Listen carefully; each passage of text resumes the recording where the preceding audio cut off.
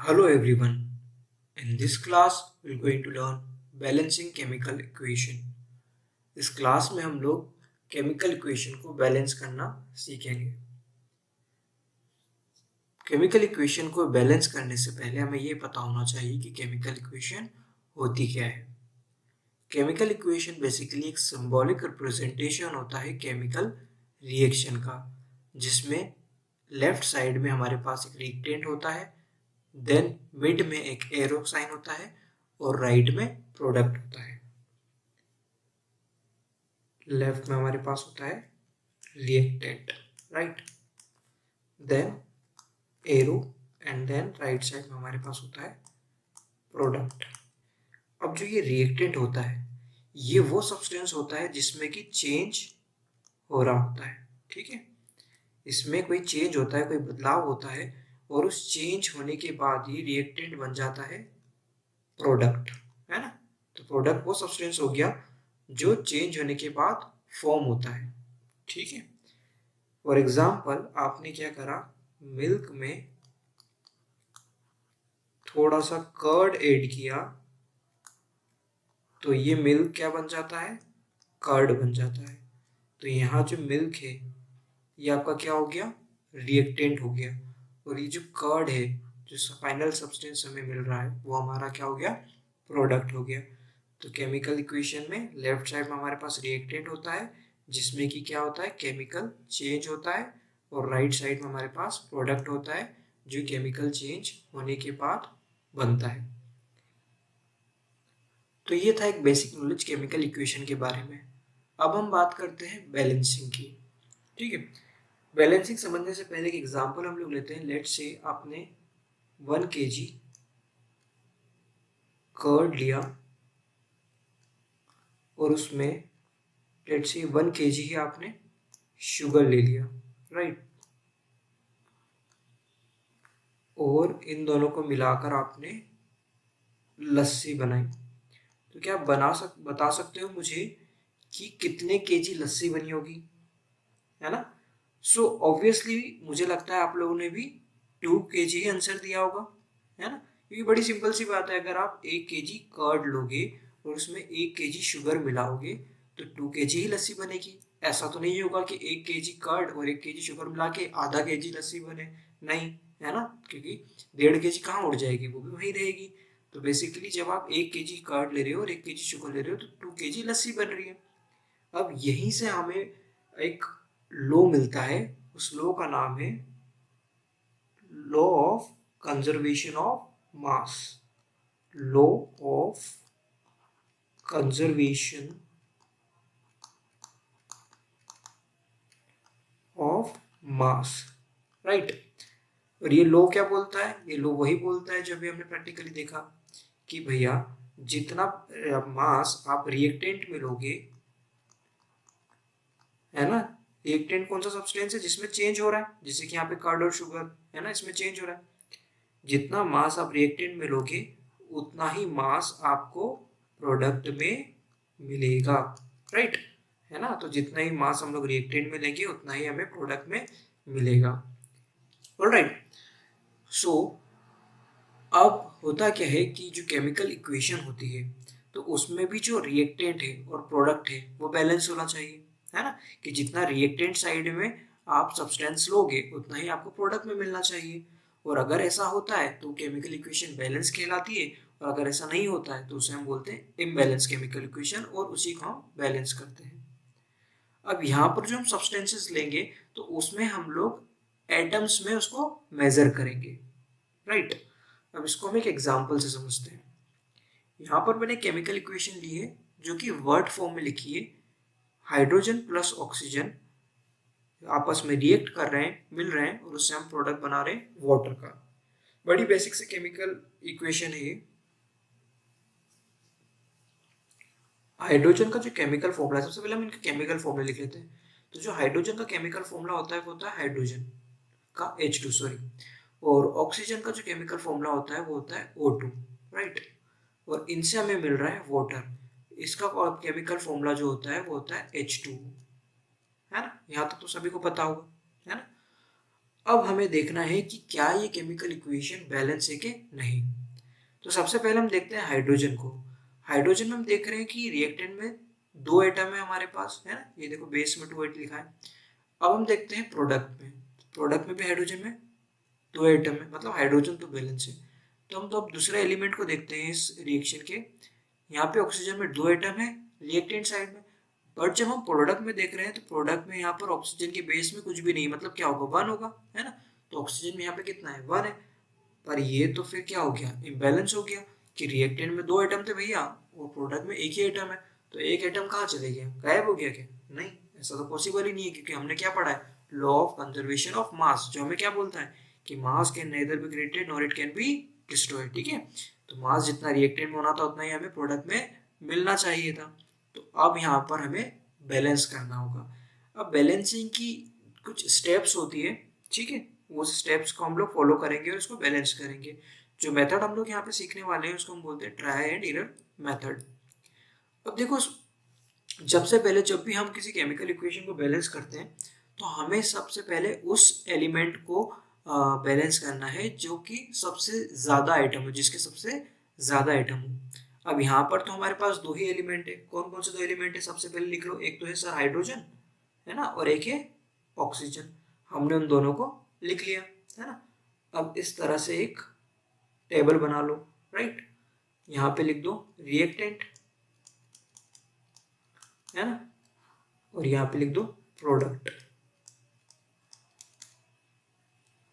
ठीक है, बड़ा इजी है तो, है ना। अब हम रिएक्टेंट में देख रहे हैं तो रिएक्टेंट में कितने हैं हाइड्रोजन के एटम, 2। रिएक्टेंट में ऑक्सीजन कितने हैं, 2 एटम है। प्रोडक्ट में हाइड्रोजन कितने हैं, 2। ऑक्सीजन कितने हैं, 1 है। अब देखो, सबसे पहले हमें उस एलिमेंट को पकड़ना है जिसमें कि सबसे ज्यादा एटम हो। अब इस जो एग्जांपल हमने लिया है, ये बड़ा बेसिक सा एग्जांपल है। इसमें हाइड्रोजन तो ऑलरेडी बैलेंस है, तो हमारे पास यहाँ पे ऑप्शन नहीं है ना कि हमें किसको पिक करें, क्योंकि हमारे पास एक ही एलिमेंट है जो कि इम्बैलेंस, जो ऑक्सीजन है। तो यहाँ पर हमें ऑक्सीजन को ही पिक करना है, राइट। अब ऑक्सीजन हम देख रहे हैं कि रिएक्टेंट में 2 है और प्रोडक्ट में 1 है। तो इस बड़ा सिंपल सी बात है कि प्रोडक्ट में हम इसको 2 कर देंगे तो ये बैलेंस हो जाएगा। तो कर देते हैं 2। लेकिन हमें यहाँ पर सबसे ज़्यादा जो ध्यान देने वाली बात है वो ये है कि भैया यहाँ पर जब हम इनको चेंज करते हैं तो हम इनके फॉर्मूले में कोई चेंज नहीं लाते। सर फॉर्मूले से मतलब, तो फॉर्मूले से मतलब ये है कि अगर आपको ये इस H2O में O को डबल करना है तो आप यहाँ पर इसके बेस में 2 नहीं लिख सकते हैं, ठीक है, ये गलत हो जाएगा। क्योंकि अगर आप उसके बेस में 2 लिख दोगे तो आप उसके फॉर्मूले को चेंज कर रहे हो, और जब आप फॉर्मूले चेंज कर रहे हो तो मतलब वो सब्सटेंस ही चेंज हो गया है, राइट। तो हमें यहाँ पर सब्सटेंस को चेंज नहीं करना है ना। सब्सटेंस तो हमें पता है कि वाटर बना है, राइट। तो अब हम उसमें कैसे चेंज कर सकते हैं, तो हम चेंज करते हैं उसके कॉफिशिएंट में। कहाँ चेंज करते हैं, कॉफिशिएंट में, ठीक है। तो कॉफिशिएंट में चेंज करना मतलब यहाँ पर चेंज करना, आप यहाँ चेंज कर सकते हो। तो अगर इस ऑक्सीजन को मुझे 2 करना है तो मैं यहाँ इसकी कोफिशिएंट में लिख दूंगा 2, राइट। अब जैसे ही मैंने यहाँ पे 2 लगाया तो ये ऑक्सीजन कितना हो गए, 2 हो गए, ठीक है, अच्छी बात है। लेकिन जब मैंने प्रोडक्ट में वाटर के मॉलिक्यूल के आगे 2 लगाया कोफिशिएंट में, तो ये हाइड्रोजन भी तो डबल हो गया। अब हाइड्रोजन डबल हुआ तो ये 2 तो पहले ही था बेस में, अब 2 और हो गया तो 2 2 सा 4। तो अब हाइड्रोजन कितना हो गया, 4। तो इसे भी चेंज करो, है ना। ऐसा नहीं है कि सिर्फ ऑक्सीजन ही चेंज हो रहा है, क्योंकि जब हम किसी भी सब्सटेंस के कोफिशिएंट में चेंज करेंगे तो उस सब्सटेंस के जितने भी एलिमेंट्स होंगे उसके अंदर उन सभी में चेंज आएगा। अब हाइड्रोजन 4 हो गया है, ठीक है। भैया मैं देख रहा हूँ कि ऑक्सीजन तो बैलेंस है पर हाइड्रोजन इम्बैलेंस हो गया है, तो अब इसको बैलेंस करना पड़ेगा। तो अब आते हैं हम रिएक्टेंट पे। देखो हाइड्रोजन में रिएक्टेंट में 2 है और प्रोडक्ट में 4 एटम है। अब इस 4 को तो मैं रिड्यूस करने से रहा, है ना। तो मैं क्या करूँगा, इस रिएक्टेंट को डबल करने की कोशिश करूँगा। और वो कैसे कर सकता हूँ, इसके बेस को चेंज करके नहीं, इसके कोफिशिएंट को चेंज करके। तो कोफिशिएंट के आगे मैं 2 लगा दूंगा तो 2 2 सा 4 हो जाएगा। तो हाइड्रोजन कितना हो गया, 4 हो गया। प्रोडक्ट में भी 4 हो गया, ऑक्सीजन रिएक्टेंट में 2 है, प्रोडक्ट में भी 2 हो गया। तो ये आपकी बैलेंस्ड केमिकल इक्वेशन हुई, ठीक है। 2H2 प्लस O2 से हमें मिल रहा है 2H2O, है ना। तो इस तरह से आप किसी भी केमिकल इक्वेशन को बैलेंस कर सकते हो। तो चलो कुछ और एग्जांपल ले लेते हैं।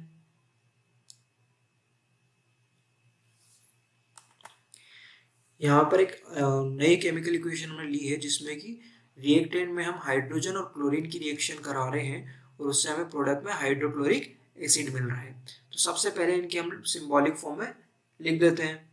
तो हाइड्रोजन का जो केमिकल फॉर्मूला होता है जिसका सिंबॉलिक रिप्रेजेंटेशन है वो है H2, अभी हमने देखना था। क्लोरीन का होता है Cl। अगर आपको ये सिंबॉलिक रिप्रेजेंटेशन याद नहीं है तो टेंशन मत लो, धीरे धीरे याद हो जाएंगे, ठीक है। और हाइड्रोक्लोरिक एसिड का होता है HCl, राइट। अब फटाफट हम लोग स्टेप 1 कर लेते हैं। सबसे पहले हम देखना है कि कितने एलिमेंट्स है इस पूरी केमिकल इक्वेशन में। तो हमें सिर्फ दो ही तरह के एलिमेंट दिख रहे हैं, एक तो हाइड्रोजन का H दिख रहा है और एक क्लोरीन दिख रहा है Cl, राइट। फटाफट टेबल बना लेते हैं। एक हम लिखते हैं रिएक्टेंट, दूसरा होता है हमारे पास प्रोडक्ट, राइट। अब देखो, सॉरी, अब देखो यहाँ पे कि जो रिएक्टेंट साइड है हमारे पास उसमें हाइड्रोजन के कितने एटम है? 2 एटम है सर। क्लोरीन के कितने एटम है? 1 एटम है सर। अच्छा, यहाँ पर अगर बेस में कुछ नहीं दिख रहा है इसका मतलब 1 होता है, ऐसा मत सोचना है कि वो 0 है ना, वो कितना है? 1 है। प्रोडक्ट में हाइड्रोजन कितना है? कुछ भी नहीं दिख रहा तो 1 है। क्लोरीन कितना है? 1 है। अब यहाँ पे मैं ध्यान से देखता हूँ तो क्लोरीन तो क्या है, रिएक्टेंट में भी 1 एटम है, प्रोडक्ट में भी 1 एटम है, मतलब ये तो ऑलरेडी बैलेंस्ड है। तो मुझे बैलेंस किसे करना है? हाइड्रोजन को। अच्छा, किसी किसी केमिकल इक्वेशन में एक से ज्यादा एलिमेंट होंगे जो बैलेंस नहीं होंगे, फिर उसमें हम लोग मैं आपको बताऊंगा किस तरह से उसको बैलेंस करना है ना, पर यहाँ पे तो सिंपल है केमिकल इक्वेशन। तो हमारे पास एक ही इम्बैलेंस एटम है, एलिमेंट है, तो हम लोग इसको पिक कर रहे हैं। सो हाइड्रोजन में हम रिएक्टेंट में देख रहे हैं 2 है और प्रोडक्ट में 1 है। तो अब ऑब्वियस ये बात, हम लोग क्या करेंगे, इस प्रोडक्ट को इंक्रीज करेंगे। कैसे इंक्रीज करेंगे? कोफिशिएंट में चेंज लाके। तो कोफिशिएंट में हाइड्रोजन को 2 करते हैं, तो कर देते हैं 2। अब जैसे ही मैंने यहाँ पे 2 लिखा कोफिशिएंट में, तो हाइड्रोजन तो 2 हो गया, बट ये जो क्लोरीन है ये भी तो डबल हुआ, तो यहाँ पर भी लिखो भैया 2, है ना। तो अब हमारे पास क्या सीन चल रहा है? तो हमारे पास जो सीन आया है वो ये है कि हमारे पास प्रोडक्ट में हाइड्रोजन तो 2 हो गया है और रिएक्टेंट भी 2 है, तो ये तो बैलेंस हो गया, लेकिन क्लोरीन गड़बड़ हो गया। कैसे गड़बड़ हो गया सर? कि सर क्लोरीन डबल हो गया है, मतलब क्लोरीन प्रोडक्ट में 2 हो गया है लेकिन रिएक्टेंट में क्या है? 1 ही है, तो मतलब फिर से क्लोरीन इम्बैलेंस हुआ है। तो अब हम लोग क्या करेंगे? सर कुछ नहीं करेंगे, रिएक्टेंट में क्लोरीन को डबल कर देंगे। तो ये कर दिया डबल, ये हटाया, यहाँ पे 2 कर दिया। अब देखो आपका हाइड्रोजन भी बैलेंस है और क्लोरीन भी बैलेंस है, तो ये आपकी हो गई इक्वेशन बैलेंस्ड। बड़ा इजी है सर ये तो। चलो एक और एग्जांपल देखते हैं। अब यहाँ पे देखो, यहाँ पर जो आपको मैं बता रहा था ना कि अगर एक से ज़्यादा एलिमेंट्स अगर इम्बैलेंस होता है तो हमें क्या करना है, किस तरह से अप्रोच रखनी है, तो वो हम यहाँ पे समझेंगे। सबसे पहले हम इसके केमिकल फॉर्मूलाज लिख देते हैं। बेरियम क्लोराइड का होता है BaCl2 plus aluminium sulphate Al2SO4 का होल थ्राइस, राइट। इससे हमें मिल रहा है barium sulphate BaSO4 plus aluminium chloride AlCl3। Okay, so हम लोगों ने यहाँ पे इस केमिकल इक्वेशन का केमिकल फॉर्मूले सिंबॉलिक रिप्रेजेंटेशन में लिख दिया है, ठीक है। सो BaCl2 प्लस Al2SO4 का होल थ्राइस से हमें मिल रहा है प्रोडक्ट में बेरियम सल्फेट और एल्यूमिनियम क्लोराइड। सबसे पहली स्टेप तो हमारी सेम रहेगी, हम लोग क्या करेंगे, जितने भी एलिमेंट्स हैं उनको लिख देंगे। हमें बेरियम दिख रहा है सबसे पहले तो, फिर हमें क्लोरीन दिख रहा है, फिर हमें एल्यूमिनियम भी दिख रहा है, फिर और क्या दिख रहा है सर? सल्फर भी है, और क्या दिख रहा है सर? ऑक्सीजन भी है। इसके अलावा कुछ दिख रहा है क्या? नहीं सर, इतने ही एलिमेंट्स यहाँ पर हमें दिखाई दे रहे हैं। फटाफट टेबल बना लेते हैं। यहाँ पे हमारा रिएक्टेंट है ना, ये हमारा प्रोडक्ट साइड, ठीक है। अब देखते हैं बेरियम, देखो रिएक्टेंट में कितना है सर? कुछ भी नहीं है, मतलब 1 है। क्लोरीन कितना है सर? सर 2 है। एल्यूमिनियम कितना है सर? सर 2 है। सल्फर कितना है सर? 1 नहीं, 1 नहीं है। देखो यहाँ पर सल्फर जो है ये इस ब्रैकेट के अंदर है, कार्बन ब्रैकेट के, ठीक है, और इस ब्रैकेट के बाहर 3 लिखा है, मतलब यहाँ पर जो भी बेस में होगा उसको 3 से हमें मल्टीप्लाई करना है। यहाँ कुछ नहीं है तो 1 है, तो 1 इंटू 3 3। तो सल्फर कितने हैं? 3 है। ऑक्सीजन कितना है बेस में? 4 4 इंटू 3 12। तो ऑक्सीजन के एटम्स कितने हैं? 12 एटम्स हैं। अब हम देखते हैं प्रोडक्ट साइड में हमें कितने कितने आइटम्स मिल रहे हैं। तो बेरियम के सर 1 है, सल्फर के देखो यहाँ पे 1 है, सॉरी ये क्लोरीन था, क्लोरीन के यहाँ पे कितने हैं 3 है ना, तो ये 3 थे, ठीक है। उसके बाद यहाँ पे हम देख रहे हैं एल्यूमिनियम, तो एल्यूमिनियम कितना है सर 1 है। फिर हमें दिख रहा है सल्फर, सल्फर कितना है सर 1 है। ऑक्सीजन कितना है सर 4 है, ठीक है। अब यहाँ पे हम देख रहे हैं कौन कौन से एलिमेंट बैलेंस है। तो बेरियम ऑलरेडी बैलेंस है, क्लोरीन इम्बैलेंस है, एल्यूमिनियम इम्बैलेंस है, सल्फर इम्बैलेंस है और ऑक्सीजन इम्बैलेंस है। अब इस केमिकल इक्वेशन में चार चार एलिमेंट जो है वो इम्बैलेंस है। तो इस केस में हम किस एलिमेंट को सबसे पहले पिक करें? तो ऐसे केस में हम क्या करते हैं, उस एलिमेंट को सबसे पहले पिक करते हैं जिसमें सबसे ज्यादा एटम्स हो, है ना। तो उससे क्या होता है जो केमिकल जो बैलेंसिंग होता है काफी कन्वीनियंट हो जाता है, ठीक है। तो सबसे ज्यादा एटम्स यहाँ पर किस एलिमेंट में? तो ऑक्सीजन में। तो सबसे पहले हम किसको पकड़ेंगे? ऑक्सीजन को पकड़ेंगे। अब ऑक्सीजन देखो रिएक्टेंट में 12 है ना। अब यहाँ पे हम याद रखना कि बैलेंसिंग जब भी करते हैं हम लोग, तो एटम्स को कम नहीं कर सकते, हम हमेशा एटम्स को बढ़ाते हैं। तो बढ़ाते हैं तो 12 में तो हम कोई चेंज नहीं लाएंगे, है ना, क्योंकि 12 तो ऑलरेडी बढ़ा है। तो हम प्रोडक्ट में जो 4 है हमारे पास ऑक्सीजन के एटम्स, उसमें चेंज लाएंगे। अब 4 को मैं 12 बना सकता हूँ, हाँ सर बना सकता हूँ। सर कैसे बना सकता हूँ? सर 4 3 से 12 होता है ना, तो 4 3 से 12 कर दो। कैसे करेंगे? कोएफिशिएंट में 3 लगा दो। लगा दिया सर, तो ये कितना हो गया? 12 हो गया। अब जैसे ही मैंने यहाँ पे 12 लगाया तो यहाँ पे बेरियम भी कितना हो गया? 3 हो गया। कर दो 3 सर। सल्फर कितना हो गया? 3 हो गया। कर दो 3 सर। ऑक्सीजन 12 हो गया। अब देखो हमारा ऑक्सीजन यहाँ पे बैलेंस हो गया है और साथ ही साथ सल्फर बैलेंस हो गया है, ठीक है। ये दो चीज हो गई। अब बाकी कौन बच रहा है सर? अब बच रहा है क्लोरीन और एल्यूमिनियम। नहीं, पर जरा ध्यान से देखो, अब बेरियम भी इम्बैलेंस हो गया। तो अब हमारे पास बच रहा है बेरियम को क्लोरीन और एल्यूमिनियम, ये तीनों ही इम्बैलेंस है। अब आप किसी को भी पिक कर सकते हो, ठीक है। फॉर एग्जाम्पल लेट से आपने अगर यहाँ पे बेरियम को लेते हो, तो बेरियम आपको रिएक्टेंट में 1 दिख रहा है, प्रोडक्ट में 3 दिख रहा है। क्या आप 3 को कम कर सकते हो? नहीं सर। तो रिएक्टेंट को बढ़ा सकते हो? हाँ सर, तो बढ़ा दो। तो 1 को आप 3 कर सकते हो? बिल्कुल कर सकते हो। कैसे सर? कोएफिशिएंट में 3 लिख दो। कर दिया 3। तो जैसे ही मैंने यहाँ 3 करा तो रिएक्टेंट में बेरियम कितना हो गया? 3। तो अब क्लोरीन भी तो चेंज हुआ, तो क्लोरीन कितना हो जाएगा? 3 2 6, है ना। तो क्लोरीन हो गया 6। 6 कैसे सर? क्योंकि क्लोरीन के बेस में 2 था और कोएफिशिएंट में 3 था, तो 3 2 6, है ना। तो अब यहाँ पर हमारा बेरियम तो बैलेंस हो गया है, लेकिन क्लोरीन देखो रिएक्टेंट में 6 है और प्रोडक्ट में 3 है, तो क्लोरीन भी बढ़ाना पड़ेगा। तो सर बढ़ा देते हैं क्लोरीन। तो सर रिएक्टेंट में तो हम चेंज नहीं कर सकते, है ना, ये तो ज़्यादा है ना। चेंज कहाँ होता है? कम वाली साइड में। तो कम वाली साइड में कहाँ है? 3 है। तो 3 को 6 कर सकते हैं? बिल्कुल कर सकते हैं, 2 ऐड करके कोएफिशिएंट में। तो कोएफिशिएंट में 2 लिख दिया मैंने, ठीक है। तो अब क्लोरीन कितना हो गया? 3 2 6 हो गया प्रोडक्ट में भी। पर एल्यूमिनियम भी तो चेंज हुआ, और सर हम चेंज ही तो करना चाह रहे थे। एल्यूमिनियम 2 हो गया। अब ध्यान से देखो, अब पूरी इक्वेशन बैलेंस है। बेरियम देखो रिएक्टेंट में भी 3 है, प्रोडक्ट में भी 3 है, बैलेंस्ड। क्लोरीन देखो रिएक्टेंट में 6 है, प्रोडक्ट में 6 है, बैलेंस्ड। एल्यूमिनियम में देखो रिएक्टेंट में 2 है, प्रोडक्ट में 2 है, बैलेंस्ड। सल्फर रिएक्टेंट में 3 है, प्रोडक्ट में 3 है, बैलेंस्ड। ऑक्सीजन भी बैलेंस्ड। तो ये जो आपकी केमिकल इक्वेशन बनी है इसे कहेंगे हम बैलेंस्ड केमिकल इक्वेशन, ठीक है। समझ में आया? जब भी हमें कोई भी इम्बैलेंस केमिकल इक्वेशन बनती है तो हम उसके सारे एलिमेंट्स लिख देंगे, ठीक है। उसका नंबर ऑफ एटम्स लिख देंगे रिएक्टेंट साइड के, प्रोडक्ट साइड के, और हम सबसे पहले उस एलिमेंट को पकड़ेंगे जिसमें सबसे ज़्यादा एटम्स हो, एंड देन हम बाकी के एलिमेंट्स को भी लेंगे और सभी को बैलेंस कर देंगे। एक लास्ट केमिकल इक्वेशन और लेते हैं। Okay, so last chemical equation हमें मिल रहा है सोडियम प्लस वाटर से हमें मिल रहा है सोडियम हाइड्रोक्साइड और हाइड्रोजन गैस।